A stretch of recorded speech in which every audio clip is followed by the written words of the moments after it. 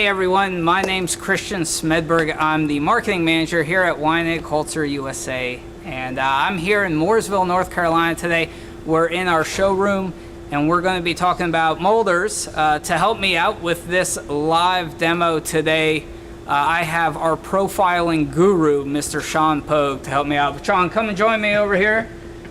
Hey, how you doing? Hey Christian, pretty good. Good. So everyone out there, if you're tuning in, if you're watching this, hey, we are live. So if you have questions, comments for Shawn or what we're talking about, just drop them in the comments section wherever you're watching this video. We will try to answer them live. Yep.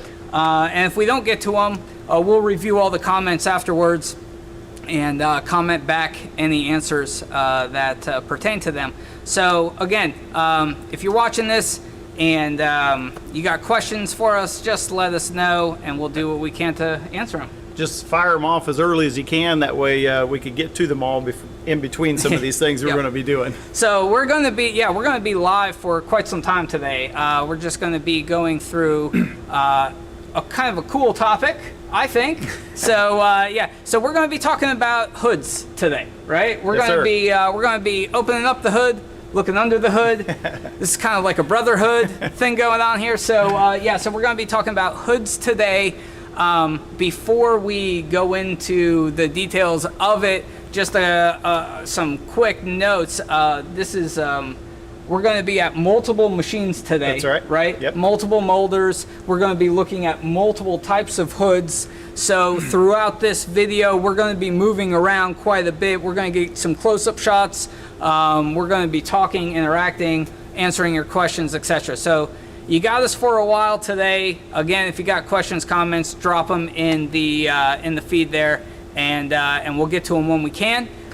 So without further ado, Shawn, let's open up the hood. Okay.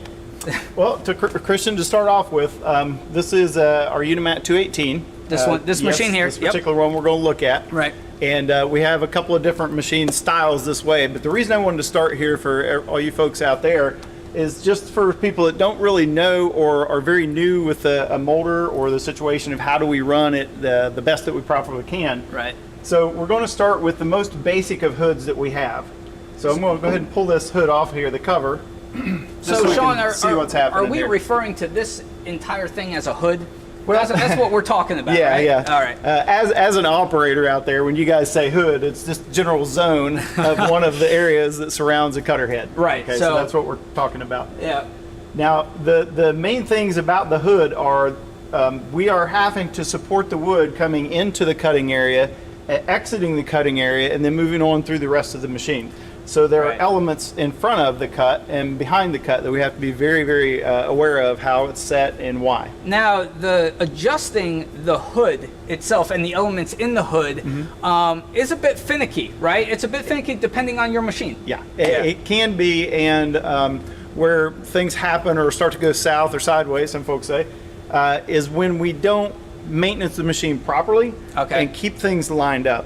To whereas that shoe needs to go up and down, but it also has to always maintain being parallel with the table plates themselves, or we can hurt ourselves with a deficiency in our finish in either the nose or the tail end of the board. Right. So, Shawn, the hood itself, then also I guess you would say, the configuration of the elements within the hood then has a huge role to play in the quality of the finished product. That's exactly right.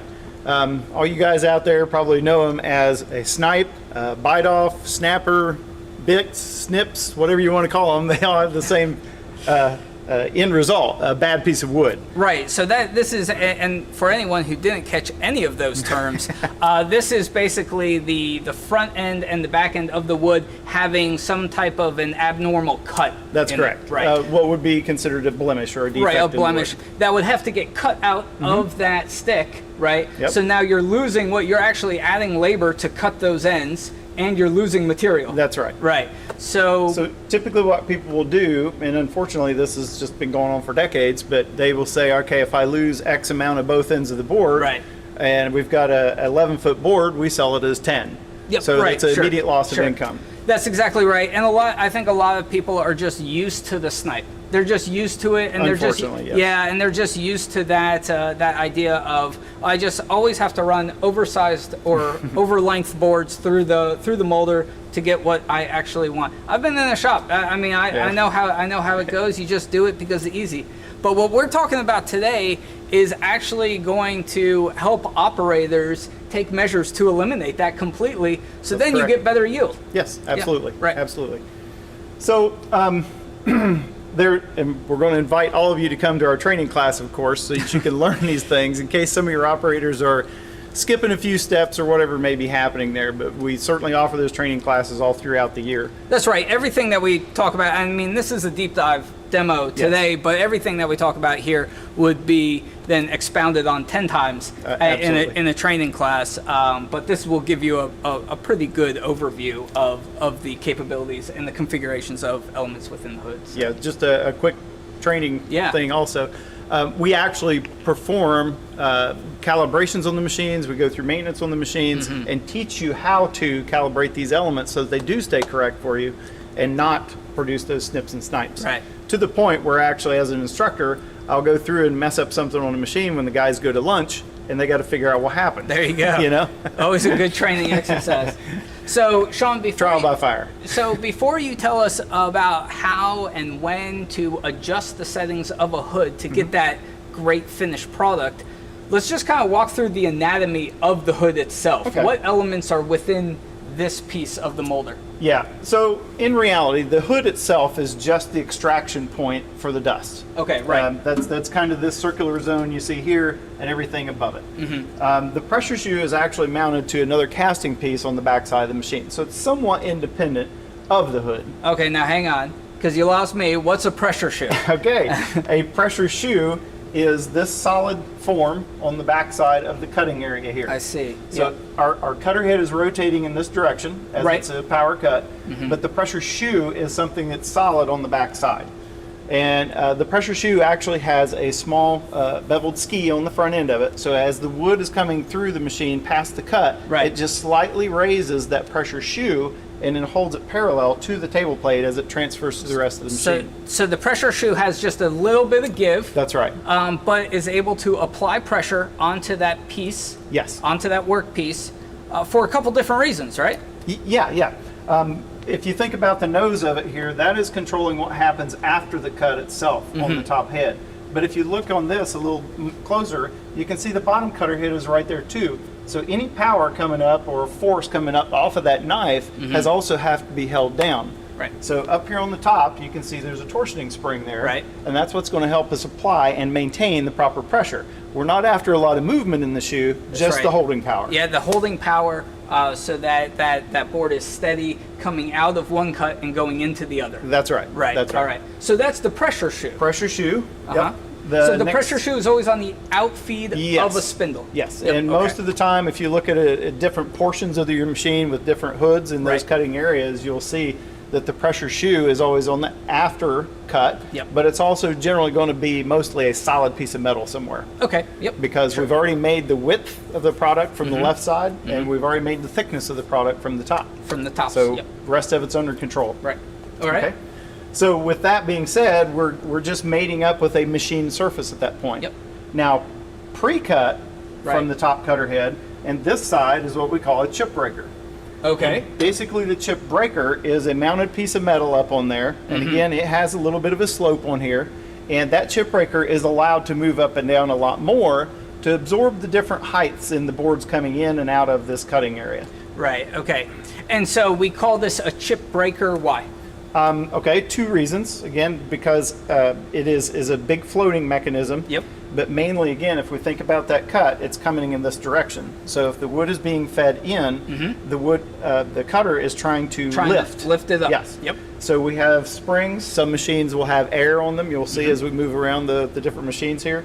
But as it's doing that, the reason we call it a chip breaker is because it's cutting the wood and pulling it up, and we want to snap the wood off right here at this point and let it go out the chute versus it tearing down further deeper into the board where it becomes a blemish in the wood. A blemish, That's right. yeah. Too much of that tear will actually create a blemish after it runs through.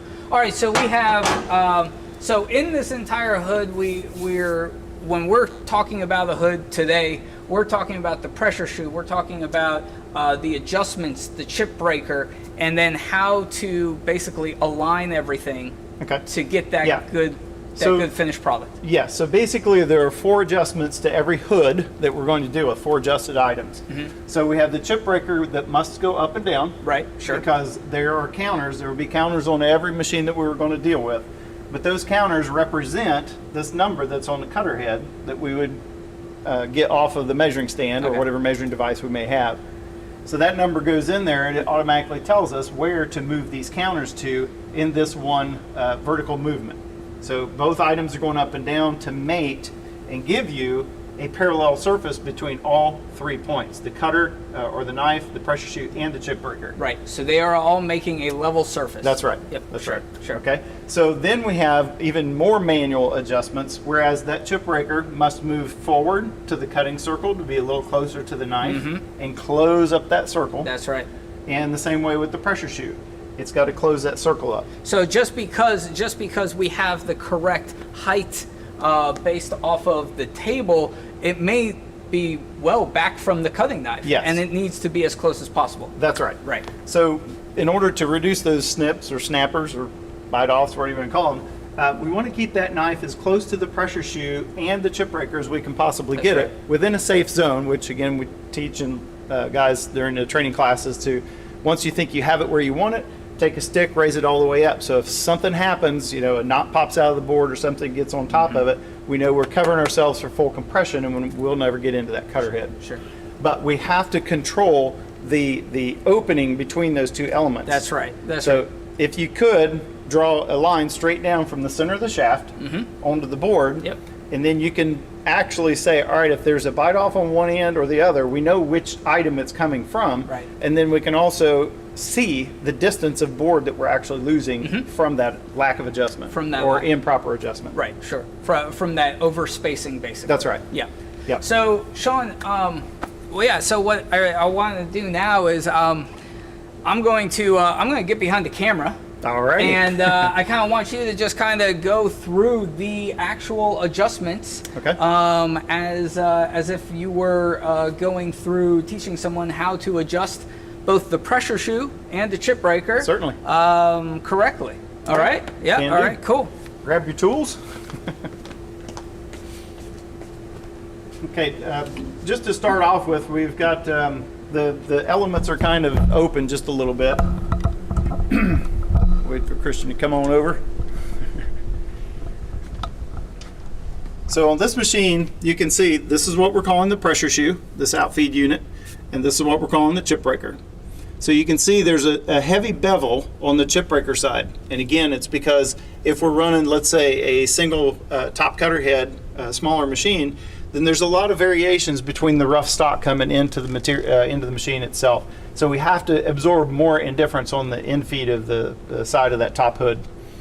So in order to make that adjustment, you know, we just look at our radius of the tool, 27, 28, and we're just going to watch these numbers up here, and we're just going to move it into the position. Excuse me. First thing we got to do is there are 2 bolts up here. And a lot of these things I'm going to point out because this is a very manual setup, this machine is. It's a great machine, it gives you a great finish, but we just have a lot more manual movements to make. And as we progress through the machines today, you'll see that it gets faster and faster and faster as we move to each machine. So I have to loosen the chip breaker there. We're looking for 27, 28. Okay, so we just put the number in. Then again, we have to come back and tighten the bolts over here for this chip breaker element. And you can see these 2 caps right here is what allows us to actually apply more spring pressure or less spring pressure on the chip breaker side. Okay, so the same thing on the pressure shoe side. We're just simply going to roll to that number. 27. And I always want to finish going back towards the wood itself, 28. Okay, so those are the easy ones. All right, so now if we look at the distance between the tip of the knife, if you can see that, Christian, up here, difference between the tip of the knife and the tip of the chip breaker. we have to make sure that we're always going to go full compression and still miss that in rotation. So there will always be a little bit more area or distance between these two elements than there will be on the pressure shoe side. And the purpose for that is because, if you look up here, I don't know if you can zoom in here far enough or not, but there's a pin right inside of that brass piece. Okay, that pin is limiting the amount of travel in that pressure shoe. And there's a good reason for that, because we don't want it to over travel, because then it could pop down below the height of our finished board, and then when the next board comes in, bang, and it knocks that pressure shoe out of parallel. And that is a very, very common problem. When people are having some chatter from the last bottom or somewhere around the top, they automatically think that more pressure is better, and that is a true statement in some instances, but the pressure itself doesn't need to be distance of travel. That's why we cage this nut down on the spring to actually create more pressure, not more travel. So I'm just going to put this in the proper position since I moved it off. 2728. Okay, then I loosen this rod. It's a locking nut, and I bring my knife around, and this is just a physical eyeball looking move that we have to make, and then lock this back down. But you can see the difference. We want to be within about 1/8 to 1/4 of an inch of that shoe, because that's all the further it can move anyways. And of course this is a planer head on here that we have now, but if you have a profile and you've got a big groover knife sticking out there, or a crown mold knife, of course you always have to set that to the tallest point of whatever the knife is you're running. So same way here. Now, here's a common problem that causes a lot of these snipes, and we'll just stick with the pressure shoe. If that pressure shoe is not parallel to the table plates, let's say it's up, then that wood is free to move after the cut until it engages the pressure shoe full stroke. Okay? The other thing can be that that pressure shoe is tipped down in the front, and we're just holding after the cut itself, but then the bottom head is generating force, and it's causing that board to slap around and can affect the finish on our top head. Okay? So with that said, on the Chipbreaker side, it's a little more time consuming because it's a manual adjustment. We have to crank that head all the way up if we have to move or change that Chipbreaker. And there's 2 bolts up underneath of here. You can see the slots right here on the back sides, and those bolts go up inside of there. Now we can move the Chipbreaker a few corrugations to and from that cutter head within each size of Chipbreaker. But then you can find yourself in kind of a no man's land. Well, I really need this one, but it can't get far enough in. It's too far if I go the other way, so then I have to change the Chipbreaker to a completely smaller unit. So in order to get up underneath of here, I have to manually raise that head up back here. And some of the other machines, we'll discuss how that's a much faster movement and just the normalcy of how the machine functions. Okay, so we can have anything we want back here. So we can put 2 different size Chipbreakers on, but we also, with this system, we have 2 then different heights of contact on the board. So we would overpressurize one Chipbreaker, and or it would lift the other Chipbreaker off of the product itself. So that is a very time consuming thing, and unfortunately what we see is a lot of folks will just put the smallest Chipbreaker they can in there, leave it all the way away from that cutter, and there's our snipes.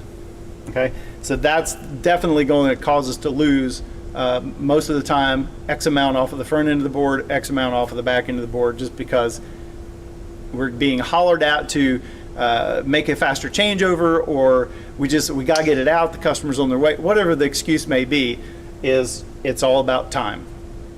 Okay, so this is the most manual adjusted hood, and it will definitely take you a good 5 or 10 minutes to change this physical Chipbreaker out, or both of them if you have to run 2 different types of or widths. If you're running a wider 8-inch piece of product or something, we have to have both Chipbreakers on anything over 4 inches.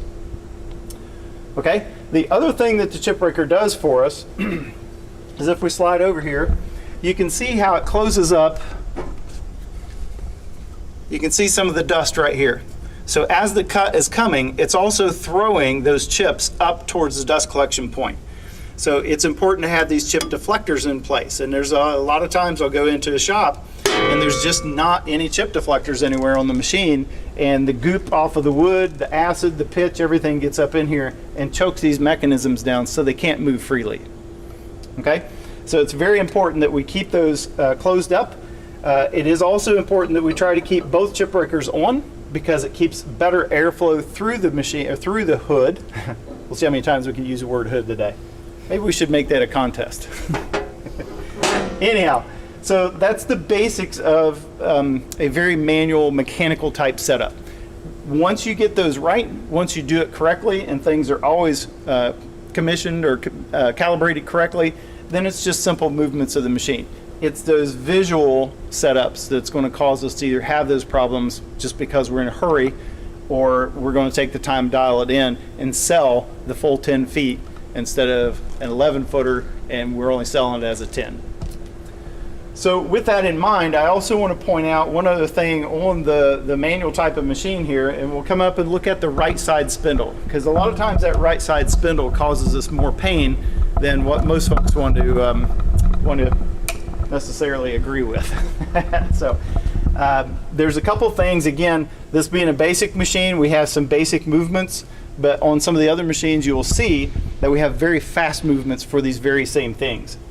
One of the things is this outfeed fence here. And again, if we think about this, just like our top cutter head there, we have a pressure shoe and we have a chip breaker. So the chip breaker is breaking off right here at the tip.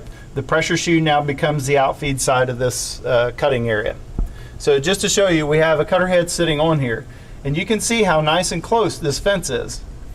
Now, in the real world, when a fella has to, or someone has to change that cutter head out, and they go from a straight knife cutter with a straight flat blade, and now they have a profile of some sort that has a minimum and a maximum, then you have to open that fence up.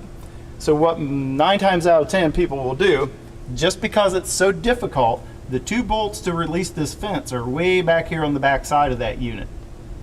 Okay, so we either have to raise the feed beam up and or raise the feed beam up and take the wheel off of that area just to get a wrench in there and deal with this situation. So unfortunately what people will do is they just loosen that up, push it all the way open, lock it down, and they never move it.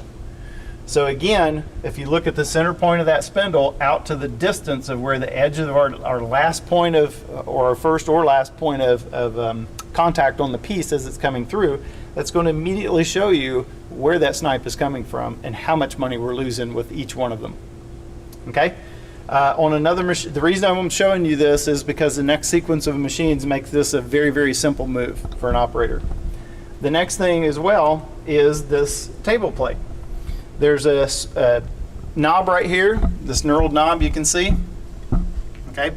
In order to move this table plate, again, if we talk about a cutter head that might have a bevel, like a crown bevel on it, or a cutter head that's just a straight knife, we need to fill up this gap in here just because the smaller the material gets, the bigger chance it has of falling in that hole as it's running past there, and then of course we're losing all kinds of value on the board. Okay, so in order to move that on this particular machine, it's just this little bitty knob right here, and I don't know if you get close enough, but it moves at a turtle's pace. I don't know if you can see it moving there on camera or not. It takes me many, many rotations because I can only move it about 1/8 of a turn at a time just because of some of the items that are around here kind of obstructing my adjustment. It is there, it can be done, but it's just a little bit cumbersome. So also, Christian, coming back over here by the pressure shoe, there's another situation that we run into where most of our machines have this star knob on top, and that is what we use as an adjusting point. But if you just can kind of come at an angle there, you can see as fast as I can turn it and as much as I can go, I'm making very little movement because the human wrist can only move so far. Okay, so again, we have some other things on other machines that are going to make that a much, much faster setup. Okay. So with that in mind, and some of those things discussed or at least pointed out as to earthquake,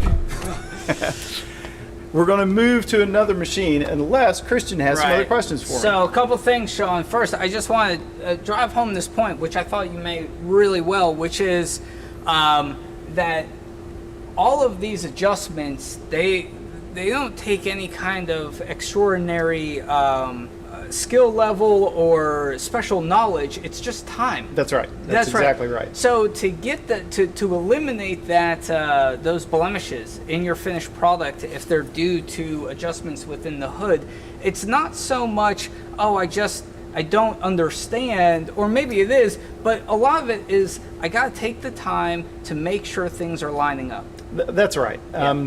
A lot of times you get some of the newer guys that's been just thrown onto the machine. Is like, hey, you got to make this run for us. Our guy's Right. out today, whatever the case may Right. be. We're going to wave our magic wand and turn you into a Moulder operator today. Yeah, they're very afraid of how close things actually are, and they'll leave it open just because, wow, that's pretty frightening to be a spinning item at 6,000 or 8,000 or 12,000 RPM Sure. that close to a piece of metal. That's exactly right. And so, yeah, sometimes it's just, I just feel like it's better like this. But again, a lot of it is, it just takes time and understanding how these things work to get that finished product so that it's coming out the machine ready to go. Yeah. And another thing too that seems to happen, that we see this all the time in training class and stuff, is that it's kind of that trickle down knowledge.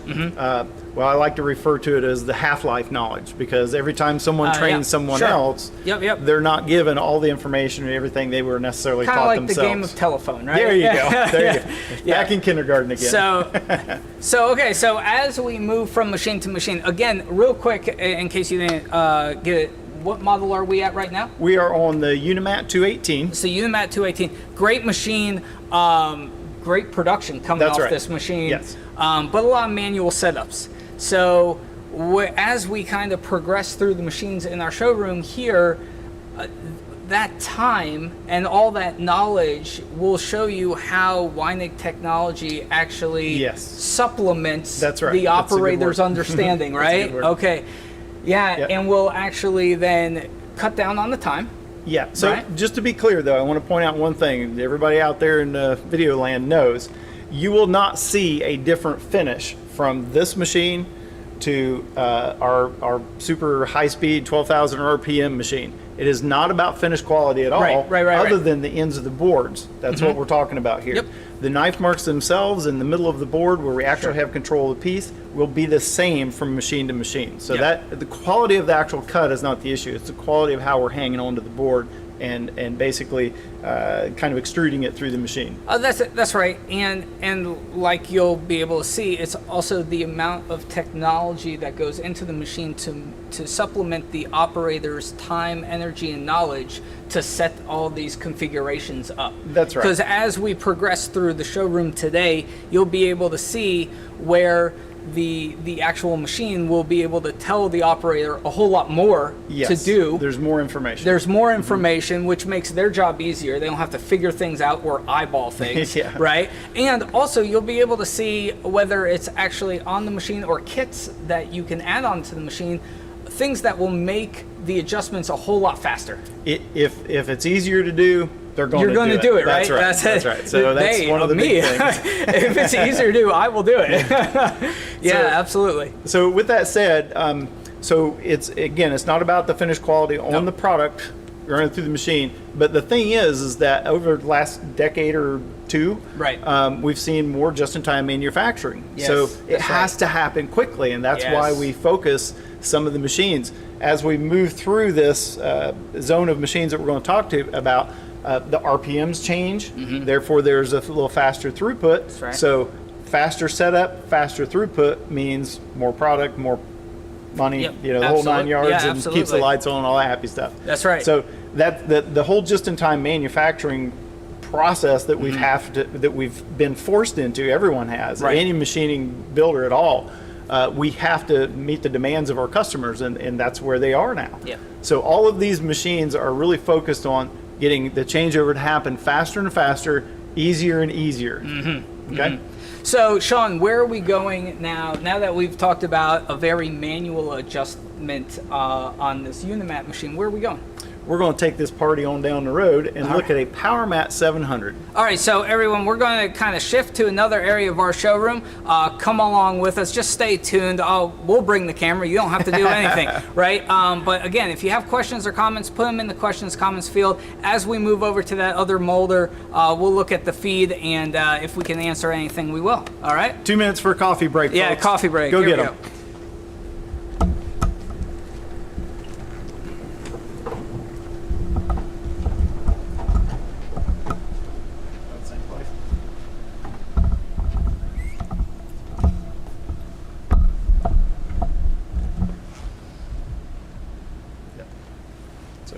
right in here.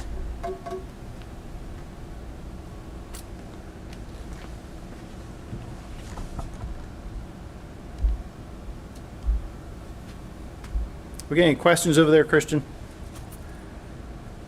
I can be doing something while he's setting up.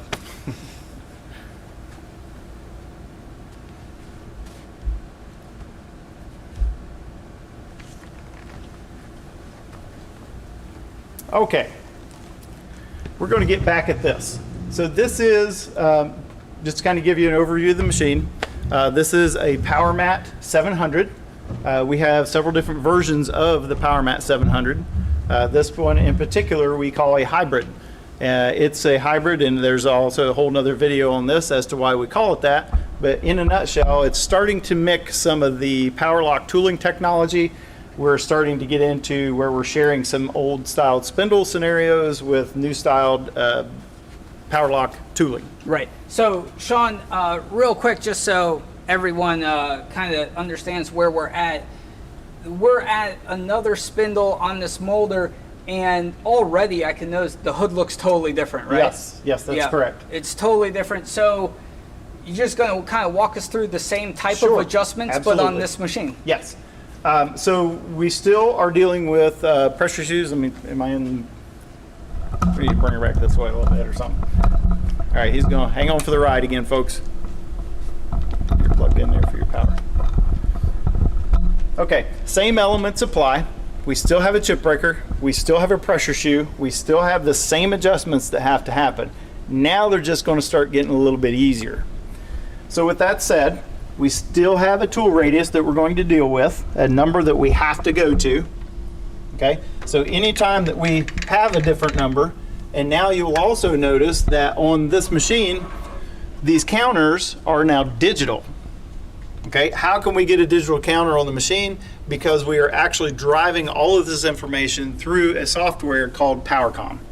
So that PowerCom software does a fantastic job of telling us where to set every single counter. You look down here on the machine, all the counters for axial, radial adjustments for everything. And then also, again, why this is a little bit of a hybrid is you can see these little disc kind of circular items here. This is what we would consider a manual adjustment, where we have a crank handle that goes on there, and I'm responsible for that.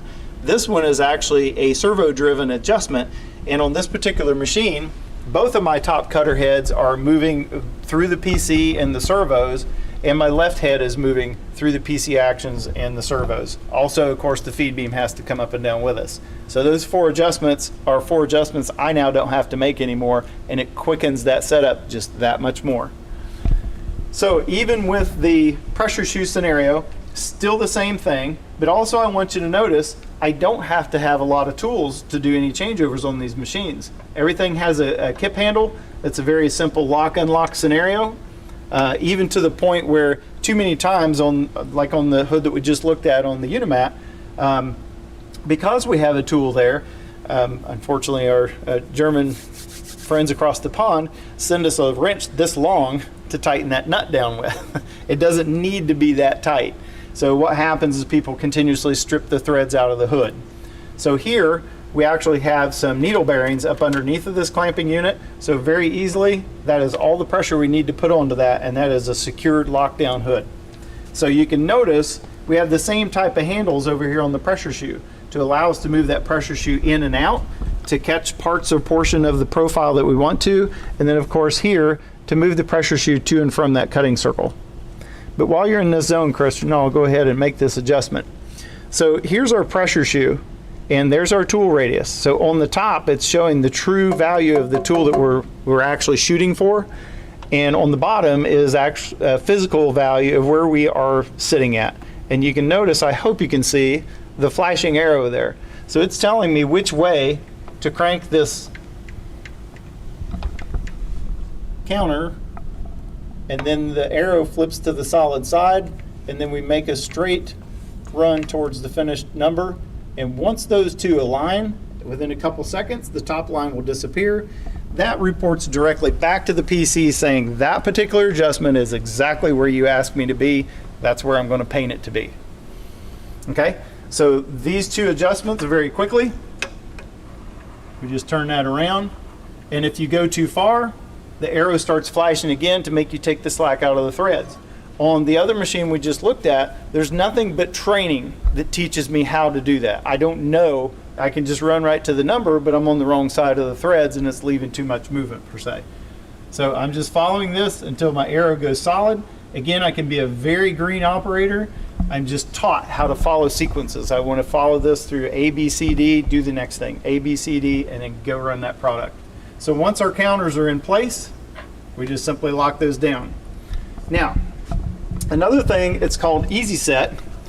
What it does is it allows us to say, all right, we've got a value of what that tool radius is. So we have some tapes on there that can kind of allow us to just simply look at that setting there and go to that number. That's a pretty big help, but in a real production environment, guys are changing from just constant custom profiles. So in that range, it's great if we have a straight knife head that we're using over and over, and then we'll just write that number on the end of that straight knife, and I know exactly where to go to, and we're protecting that tool. But as a custom setup, every single time, I need to just bring that around, bring my knife around, and I just slide the shoe over to being that same, 1/8 to 1/4 inch distance off of the tip of the knife, and then just very gently with my finger, just bring this over, and that's all the tighter we need to be. Okay, now is when things start to get fun. The Chipbreaker itself, as you can see, there's been a huge change in how we deal with the Chipbreaker, and it's been an age-old process of how to make this happen. You can see we still have this big slope that we had just like on the other Chipbreakers, right, Christian? I'm going to ask him like he's part of this. So we still have to have that slope to engage and disengage the differences in the height of wood coming through this area. So what we always ran into is if we needed to change the length of that Chipbreaker, what it would cause us is it would bring that Chipbreaker up higher or down lower than where our counter was actually calibrated to. So what guys would typically do, or folks, they would just say, oh man, that is so difficult. We have to recalibrate the counter every time we change the shoe, so we're not going to change the shoe. Again, that's going back to the what we just saw. So now with this new system, what we do is we simply have 2 locks up here, and we just unlock that one T-nut, and I'm doing it out here just so you can see it a little easier, but we're just undoing those, and then very simply we move and pull that Chipbreaker away from the cutter. You can probably see this little line moving right there, hopefully. So we can pull that away from the Chipbreaker away from the cutting area, or we can push it back up towards that cutting area. And then once we're finished with that adjustment, we just simply turn those locks again, and we're done.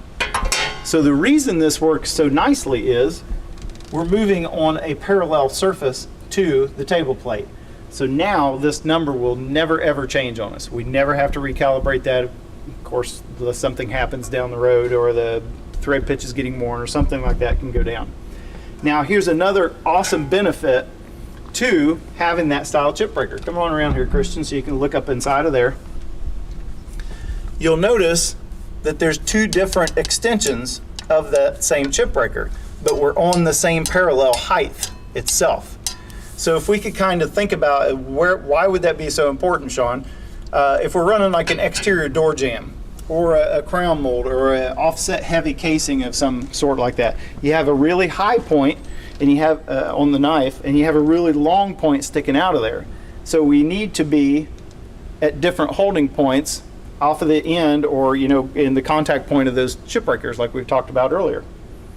So these are all things that make it easier to set up, quicker to set up, and if they're easier, again, what are we going to do? We're going to do it. So that's what we want to look for in all of these items. So we have the same setup here for the spring on the Chipbreaker, or the pressure shoe. If we need more holding power, we don't do it up here, we do it at the spring. Okay, we're not creating more distance, we only want more power. Back here, also now, because we can take a little bit bigger cut, we can run the machine a little bit faster, we got some more RPMs, we actually put an air cylinder up here. Just so the capacity of the machine, if it's full and we're taking a big deep cut, we also have to keep that chip breaker to keep that board forced down on the table plate and stay under control while we're making the cut. Okay, so that's the difference in the 700s when we go to that hood. So these things happen not just faster, but we can be more accurate with our setting elements and have more control over the product. So now let's fast forward over to the right side cutter head. And remember, Christian, when we talked about how difficult that fence was to move on that backside spindle and how people just wouldn't do it. They would leave it sitting in a position like we're looking at here. Okay? So there's something that's standard on this machine. So we just simply push a button, it'll release that fence, and I simply pull that fence right up next to that cutter head. You can see now how quickly and easily that can be adjusted. And once we have it in the safe range, we simply lock that down. Okay, so it's just a single push of the button, moving the fence, locking it down. So we no longer have to open up the feed beam, we don't have to take the rollers off, any of that stuff. So again, if I can do it fast, I'm going to do it. If I can do it easy, it's going to happen. So the next thing is that we talked about on the other machine was the little knurled knob to move this table plate to and from that cutter head. So in this instance, we just ran a really big beveled edge down inside of there, and now I go straight to a straight knife. So with the traditional way that the machine is set up, and this is just a little something different that we offer as a package to add to the machine to finish off some of these faster setups. So again, we're back to how fast can I move this with just a star knob on there? Because a human wrist, again, can only move so far so fast.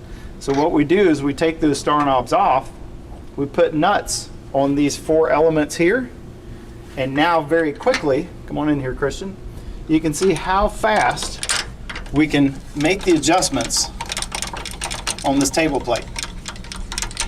So it's just a matter of simply spinning this guy, and you can see how quickly our tab here is telling us some of the values on how far we need to move it just to get lined up with that cutter head again, because we do know the value there. Okay, so the same thing would be happening here, and this adjusts this whole element here with your chip breaker. The same thing over here is, again, the table plate in front of our left, and then again up here is adjusting the pressure shoe or the holding element after our left side cutter head. We can have very fast adjustments on that. Okay, as part of that kit that I just mentioned, Christian, you can see here on the top cutter head, the first top, this is the standard setup for the machine. You can see again, here's another one of those star knobs, and we've only got so much motion to do with this. So just as something to quicken that adjustment up, we put the part of this kit is we put these hand wheels on here. So in order to make this very slow adjustment, now we put this on and we make a very fast adjustment. So anything that we want to do, we can move that an inch in like 8 seconds versus all of the slow motion it would take us to do on both sides. It's not just one element, it's both sides. So we have to multiply all those movements by 2. Okay, so that's again talking about just-in-time manufacturing. We now have to help our guys be just-in-time. So as the orders get shorter or smaller, there's going to be more of them happening throughout the course of a day. So that's what we want to look at, is how can we make things easier, faster, and more accurate. So we want to sell that whole board, not just a portion of it. So with that said, we can move on to the next machine. We'll try to make this a little quicker this time. You ready to move, Christian? Almost, Shawn. Hang on 1 second, and we shall move. So the next machine we're going to look at is really kind of the cat daddy of just-in-time manufacturing. Mainly because everything that we have asked for as a manufacturer, everything that our customers have asked for, everything operators have asked for has now been applied to this machine. So a lot of those manual movements that we have made on the other machines that you saw, even if they're faster and a little quicker to set up and look much better and easier for the operator to deal with, we even now have a faster way to deal with it on this machine. Again, this is a Powermat 1500. These hoods, there it is again, are called Vario hoods. Okay, And I'm going to wait for Christian to get his goods in his hand there, because we are going to really zoom in on this one and see the simplicity of how it actually works. So Shawn, real quick, so before we go into one of the nicer setups and the more automated setups here, can you kind of give us an idea, because we're on our third molder now, of, again, just so we can reiterate, it's not about finished quality. It's not about finished quality at all.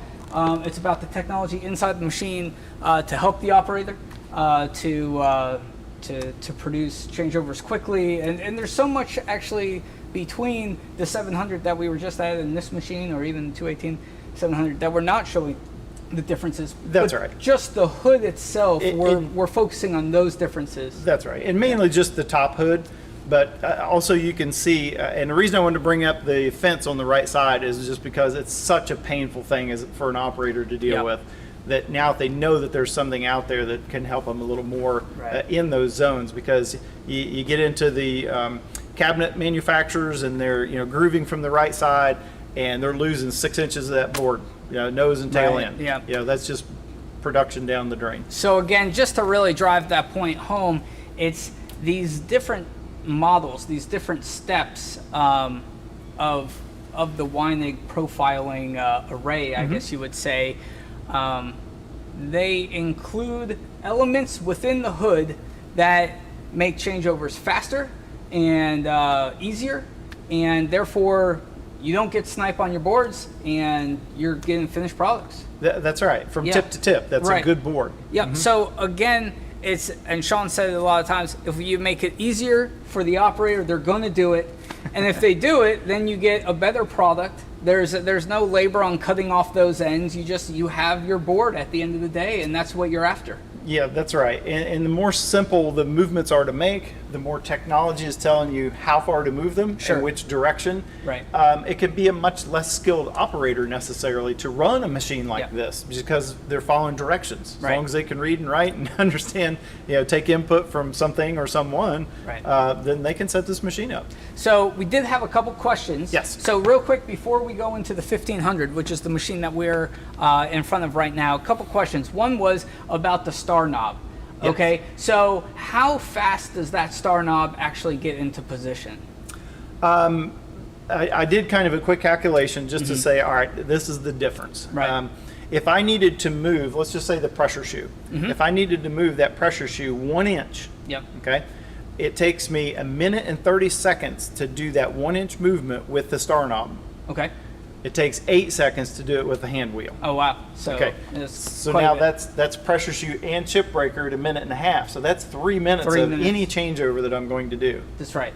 Okay, and we also saw the first spindle, the table plate adjustment. So a couple things about that. One was that on the 700 that we were just at, we saw that was much faster, but it also looked like there was a lot more room to actually get to that knob, where on the first molder that we looked at, that knob was right on top of some accordion looking piece of fabric of some kind. That's basically just to keep some dust out of some of the mechanisms down there, but it does get in the way, and operators tend to knock it out of the way and then just remove it, and it's always over somewhere else, and you're just filling that area up.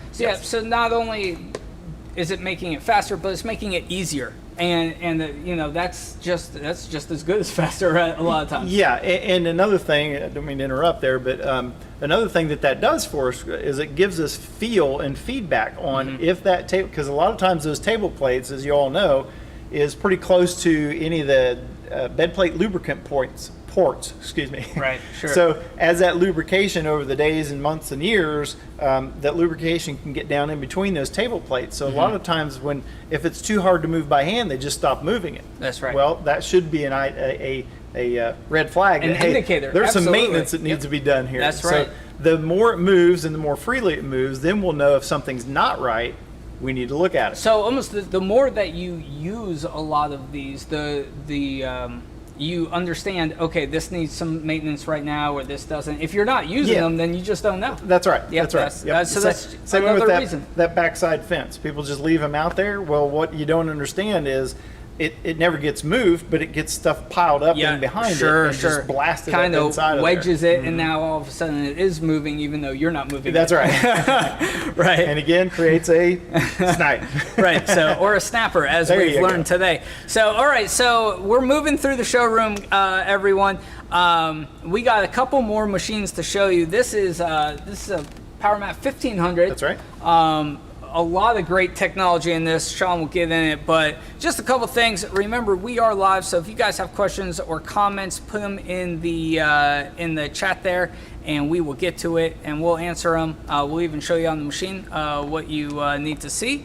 And we're going to continue on. Yep. And so this is this is, I guess you would say, the last of this series molder we're going to look at. Yes, I was just going to get into that. Yeah, okay. Yep. So, I'll let you explain what we're looking at, and then we have one more molder to look at after this. Yes, and just to break these apart, the three machines that we have and or will have looked at just now are all what we call a single knife finish. There's two cutter heads, or two knives in the cutter head. However, there's generally only one that's really doing not all of the work, but most of the finished quality work. So that's why I was saying earlier that the actual finished quality, or what we consider, what we call quality in this industry, is knife marks per inch. Right. So if we look across the board, we can see and count X amount of knife marks per 1 inch zone. And that would be the same. We could pile up 3 boards, the same off of each of these machines, and they'll be the exact same values on those lines. Yep. So that's not what this is really talking about. This is talking about all of the stuff around these hoods that help us control the nose and tail end of the boards coming through. Of the board that's coming through. That's correct. That's right. All right, so again, we hit up the Unimat series, then we went to a Powermat 700, or we were just looking at the hybrid. Yes. Yep. And now we're at the Powermat 1500. So Shawn, with that, I'll get the camera and we can get into this hood. Yes, sir. All right.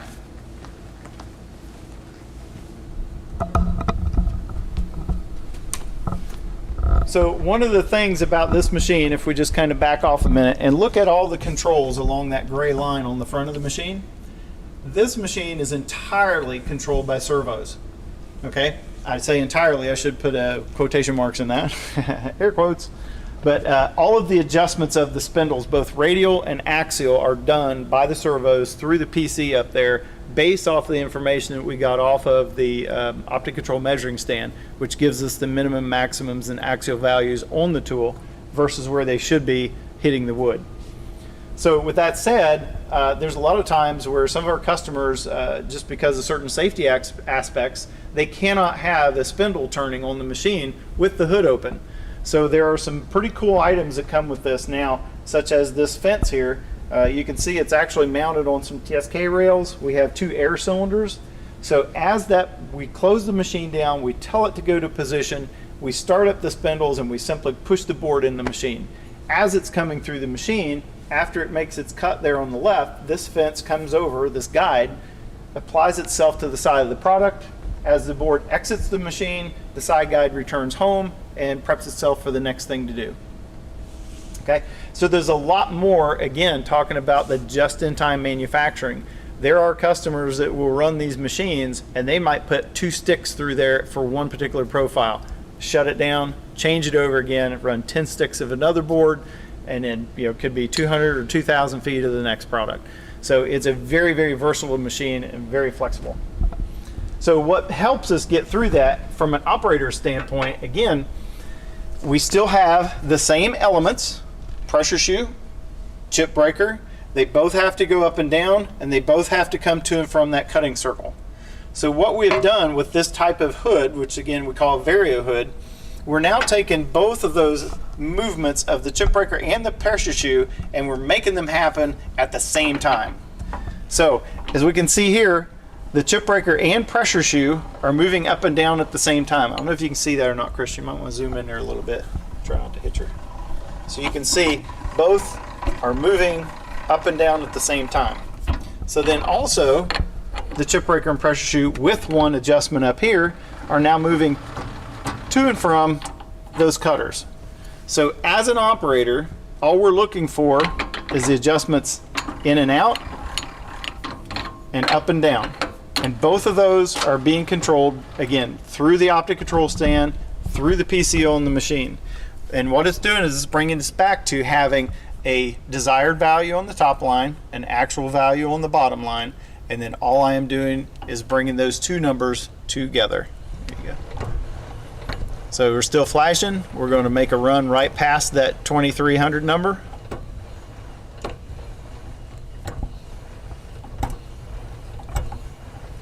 Okay, our arrow will go solid. Boop. And now we can run right back and finish up at 304.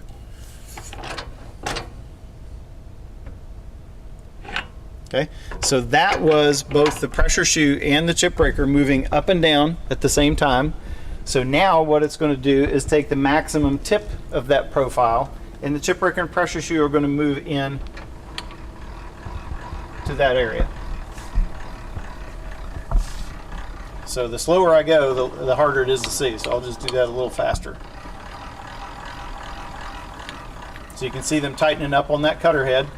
And as I approach my number, I just start slowing down, dialing it right into the desired value.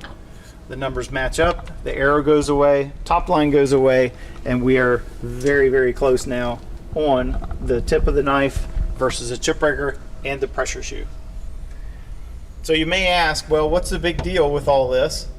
I don't have to worry about my guy having a visual reference on this chip breaker, because we never ever move or remove that chip breaker at all. It's always a calibrated portion off of the center point of that spindle. So both the pressure shoe and the chip breaker move to the same value off center line. So we don't have to do anything there as a manual setup. We simply crank to the minimum tool radius, we crank to the maximum tool radius, we close the hood and move on to the next one. So another thing that quickens up this process is the power lock tooling. We simply push a button, releases a tool. It tells us, if the big black line on the PC, it takes up about a third of the screen, which tool off of my tool cart goes in next. I put the tool in the hole, press the button, lock down.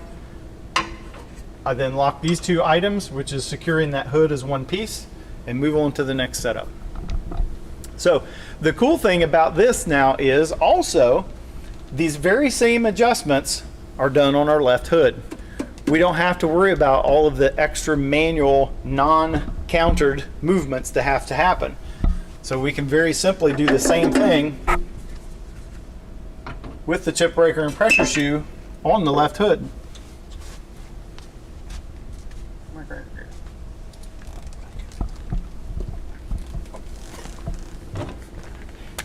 So same thing. Christian, I don't know if you can get over top of this, but there's a little more light in there and you might be able to see a little better what's happening. See down in there? Okay. You can see the chip breaker pressure shoe opening. Hopefully you can see how much taller that fence is on probably most of the machines you guys are used to out there. And then we have where this moves to and from that cutter head. So if you notice, the actual table plate is moving with the hood adjustments here. But then we also have an independent adjustment on that table plate too. So again, we only have two areas where we'll change anything to make it just a little bit better than what we get it from Germany. And we just changed two of those star knobs to nuts again, and those are just simply our two table plates. So again, faster adjustments there, just-in-time manufacturing. Okay, so that is our journey of hoods through single knife finish application type of machines or series of machines.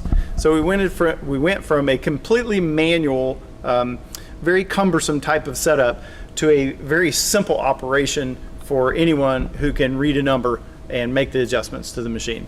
So that's the importance of making sure that the machine stays calibrated, so that if we encounter those kinds of snips, snipes, bite-offs, whatever you want to call them today, we know exactly how to fix them because everything else is correct behind the scenes. Okay, Christian, we want to maybe shift gears now, and just to let everybody know out there, we have not forgot about you high-speed guys, and we do have a very nice series or batch of changes that have happened to our high-speed machines, and especially again around that top hood that really does a fantastic job of allowing us to make some faster changeovers there as well. Okay, so we're going to grab the sled and head back that direction. Now this particular machine is called a Hydromat 3000. The one we're going to look at has a 12-inch by 6-inch capacity. Has a feed capability of 330 feet per minute. We can get 8 wing tools in there, 6, 4, anything we want down from that point. And of course we are still dealing with outboard bearings simply because this is a jointed application. So what happens now when we want to get inside of there and make some of these changes that we would for a jointed situation? We have a very nice new design on the outboard bearing itself. So it is basically a sealed type of unit. We still have to pressurize the unit, but instead of messing with the grease gun and relieving grease, bringing grease back into the product to lock it back into a position, we simply turn a screw. It relieves the pressure on the outboard plate, the bearing itself. Okay, and I'm sorry for walking in front of the camera there. This up to this point looks pretty standard, but instead of having to thread the nuts all the way off, we just simply roll those 2 C washers back and remove the outboard bearing.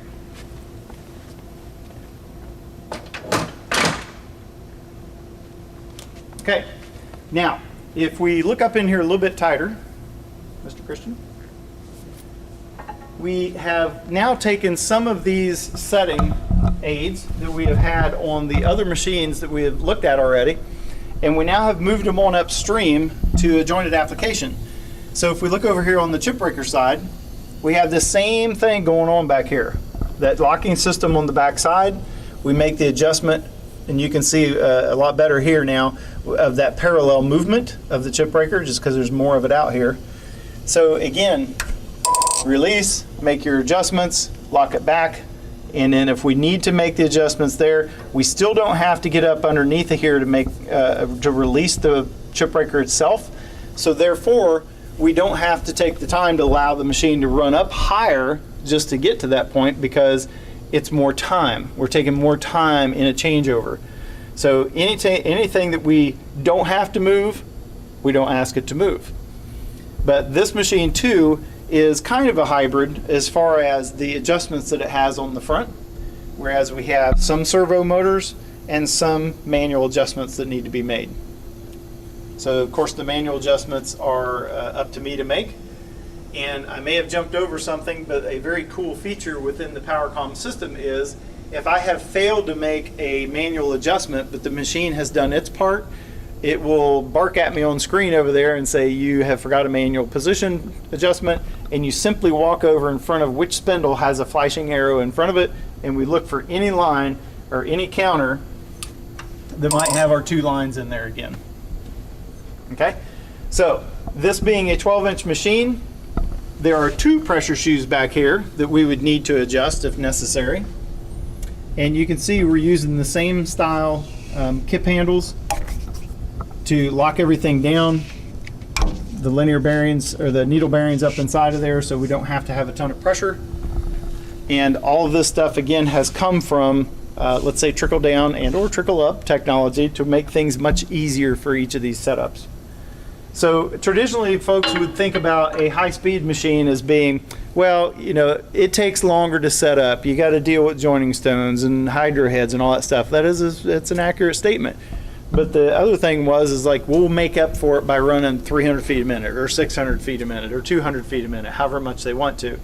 So these are more long run machines, but even the jointed industry is getting shorter and shorter runs, but they need to get them done faster and faster. So if you want to be custom and yet still be a high speed application, it can certainly be done with a machine like this. So we're taking all of those fine tuning setups and stuff and teaching our operator how to deal with that with the system that they've always been used to.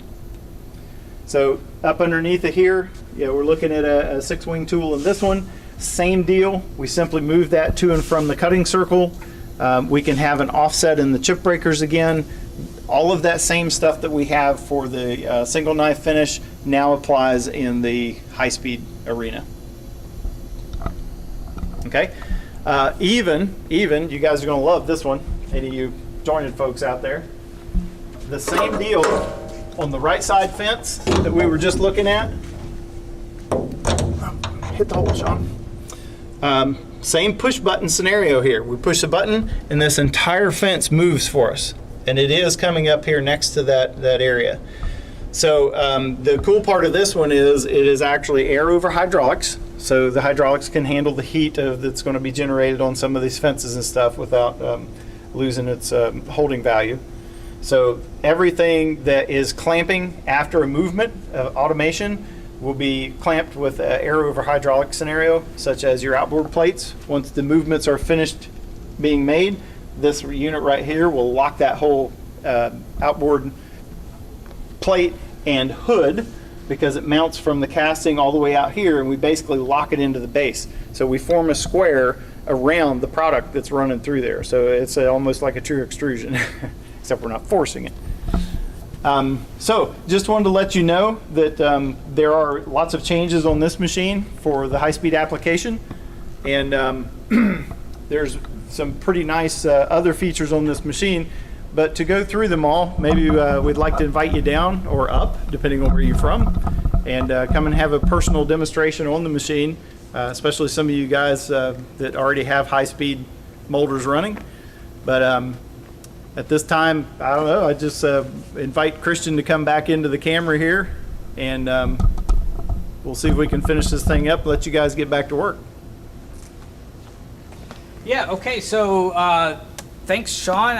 Yeah, we really appreciate it. But I had a couple questions, which is, can you kind of just take us through, for those who may not know, really the differences between this high-speed machine as far as expectations of setups versus, say, where we were just at a Powermat 1500? Because we know that you're not going to have to set this machine up as many times. That's the purpose of it, correct. Right? Yeah. It's also, though, the quick changeover features that we're bringing up from the other technologies and machines or machine lines, they're just as important, because we don't always have to run this as a jointed application. We don't have to run at high speed. Maybe we've got some very large crown molds to do for an old historic restoration somewhere.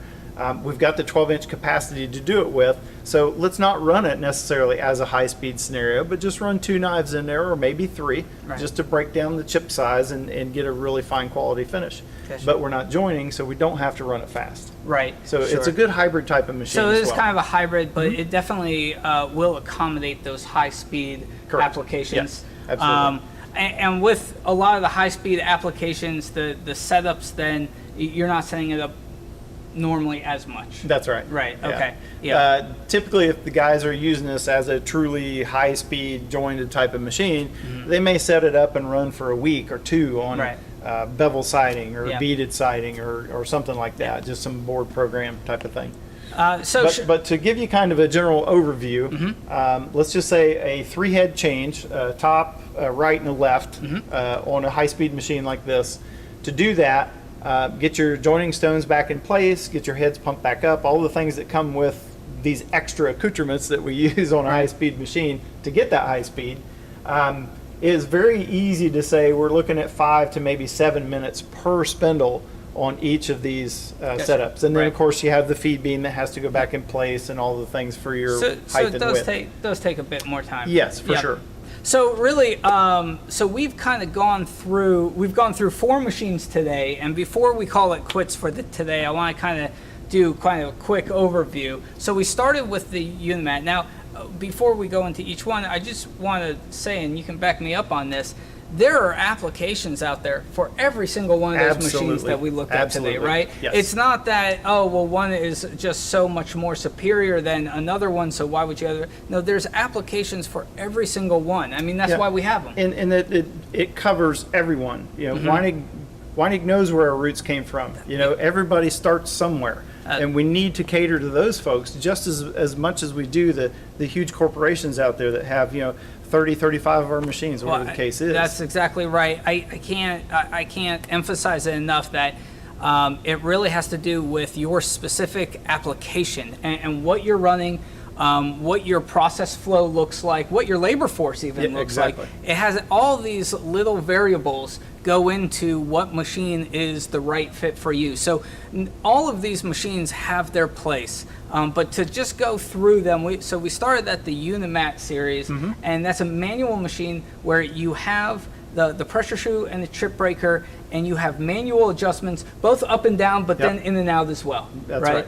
And all of those are done by twisting knobs or by wrenches, etc. And a lot of times, just to give you kind of an application of where we would see that, is someone who's starting out. Sure. They have an idea or concept. They prove the concept. They've got a line of distribution set up, ready to go.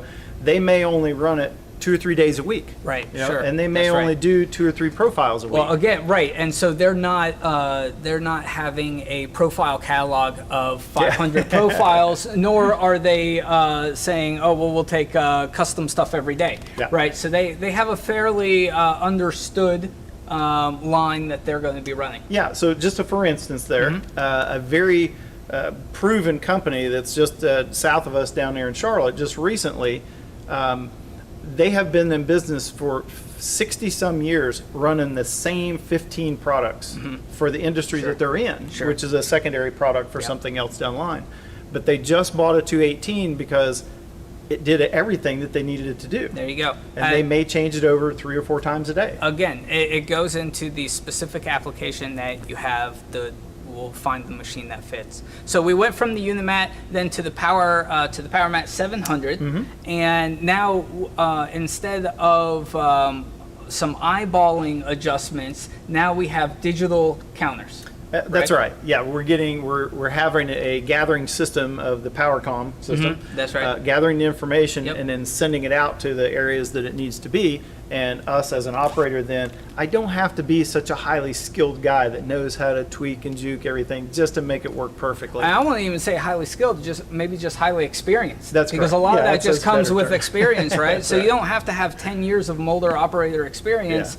You just need to, like what you said when we were over there, you just need to be able to know, okay, step 1 is this, step 2 is this, step 3 is this. And I'm just going to be doing this, and when I'm done with my steps, I will have the outcome, the desired outcome. Yeah, right. And even through those steps, and this is the beautiful thing about the PowerCom system, is it prompts you to do the next thing. There's one little box in there, kind of like Windows runs, and there's one little window in there. It's kind of a notification that's like, okay, great, now do this. That's right. That's right. And every time it tells you to do something and you do it, it'll tell you to do something else. That's right. It's kind of like being married, Chris. Yeah, it kind of is, right? So with that 700, we also had some easier, I don't know how you would call them, but levers to adjust and lock down certain adjustments. Yeah, it's actually a matter of the levers are on the machine versus it having to be a tool I've got to go find and use, and it's laying over here or on this crate or this pallet. Right. I'm not hunting and searching so much for the items that I need to have to do a proper and quick changeover. Right. So then from the Powermat 700, then we went on to the Powermat 1500. Now, in addition to all the other great stuff that the 1500 has to offer, we got to see, and it was a little bit of a shame because we didn't spend a lot of time there because it's so fast. It's so fast, right? Because adjusting the hood literally was just a couple steps. That's right. It's one crank handle, it's a couple knobs, and you're done. Yeah, that's it. It doesn't matter if it's me, somebody with years and years of experience, or someone who's just looking at the screen, looking at the numbers, and following the arrow. That's right. And I'm done. Yeah, and you're done. So yeah. So if you blinked, you may have missed that one, the 1500. It went so quick because there wasn't anything to really do, especially compared to the first machine that we were at. So then we came over to this high-speed machine. Well, let me back up just a minute there. I believe we have a video out there that they could go and watch that full changeover on the 1500. Yeah. So Shawn's just given himself a little bit of a plug for a video that he did about a month ago. It should be in our video archives. You can go look it up. But we did 3 changeovers on that 1500, and they're quick. They're real quick. So you can go see that in the video library. So there's your plug, Shawn. There you go. All right. So then after that, we came over here. So because we didn't want to leave out the folks running high-speed molders. High-speed molders, a little bit of a different animal. Yes, it is. And as you can see, because already when we're here, it looked a little bit different. But as you can see, we're incorporating a lot of the, like you said, trickle-down technology coming into this machine here to give those operators a faster and easier and more accurate way to adjust the hood. That's right. Yeah. And again, the quality of finish on the board, no different. Right. We're taking care of the nose and tail end. The hoods, they may look different. They all perform the same functions. It's just how do we deal with them as an operator. That's right. All right, so everyone, look, so we covered 4 molders today, and we were happy that you chose to join us. If you have any questions about what you saw here, any questions for Shawn about setups on your molder, or maybe even some troubleshooting questions, put them in the comments, and we'll be monitoring that even after we end the live stream. So go ahead and comment on the video. We'll get to them, make sure that your questions are answered. A couple plugs before we go. So Retool Tour in August. Okay, so August 24th through 28th. You join us. Follow us on Facebook and also on LinkedIn and Instagram. You'll get updated with all kinds of information about our Retool Tour. So I'm going to put Shawn on the spot. Shawn, what is the Retool Tour? I was just going to ask you to do that, but I'll take it anyway. Okay, go for it. The Retool Tour is a way for, you know how the whole COVID thing is, and different states have different lockdown practices and stuff, and maybe some people just aren't willing to travel yet. Absolutely. So we are going to do a whirlwind tour across the United States and making stops each day throughout. Our plant here in Mooresville will be on the Tuesday, I believe. That's right. That's right. We're doing something in Miami. In Miami, Mooresville, Grand Rapids, Michigan, West Jordan, Utah, right outside of Salt Lake, and then ending in Anaheim, California. At our West Coast showroom. Right. But you don't have to go to any of these if you don't want to, right? So we are going to be live streaming just like what we did today. Yep. Every single day that week. We're going to have us a traveling circus, folks. That's right. We're going to be live streaming from every single venue during that week. Miami, North Carolina, Mooresville here, and then we're also going to be going to Hickory, North Carolina during that same day on that Tuesday. Then over to Grand Rapids, then to over to Utah, and then to California. So we're going to be live streaming that entire week. The schedule is online. We'll put a link to that webpage in the description of this video. You can check it out. But the Retool Tour, it's worth your time. Just look through the schedule. You'll be able to find something that's helpful for you no matter what shop you may be.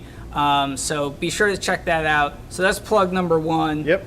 I'll take plug number 2. Go ahead. While these guys are out gallivanting around the countryside doing their videos, the rest of us are back here in the showroom, and we will be able to do some live demos for you.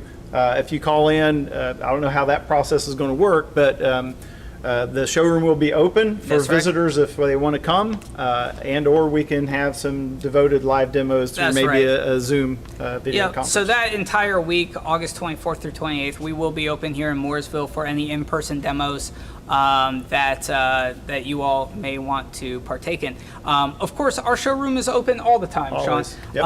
And in fact, we have been doing virtual demos here in Mooresville, North Carolina. We've been doing it seems like it's one a day now. I mean, it's just nonstop getting people on a video conference, getting the camera rig, and going in depth and running a personalized, customized demo privately for a shop that could be anywhere in the country. That's right, or the world for that matter.